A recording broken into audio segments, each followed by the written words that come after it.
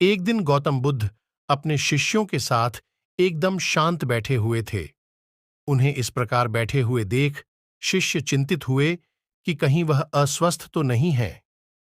एक शिष्य ने उनसे पूछा कि आज वह मौन क्यों बैठे हैं, क्या शिष्यों से कोई गलती हो गई है? इसी बीच एक अन्य शिष्य ने पूछा कि क्या वह अस्वस्थ हैं?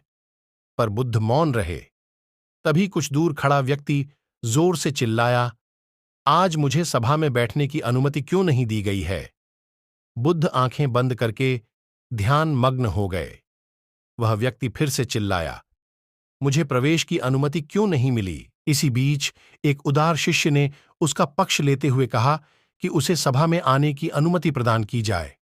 बुद्ध ने आंखें खोलीं और बोले, नहीं, वह अछूत है, उसे आज्ञा नहीं दी जा सकती। यह सुनकर शिष्यों को बड़ा आश्चर्य हुआ।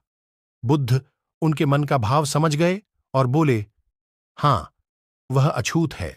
इस पर कई शिष्य बोले, हमारे आश्रम में जात पात का कोई भेद ही नहीं, फिर वह अछूत कैसे हो गया? तब बुद्ध ने समझाया, आज वह क्रोधित होकर आया है। क्रोध से जीवन की एकाग्रता भंग होती है। क्रोधी व्यक्ति प्राय मानसिक हिंसा कर बैठता है, इसलिए जब तक वह क्रोध में रहता है तब तक अछूत होता है।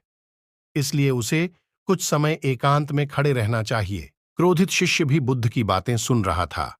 पश्चाताप की अग्नि में तपकर वह समझ चुका था कि अहिंसा ही मनुष्य का महान कर्तव्य व परम धर्म है।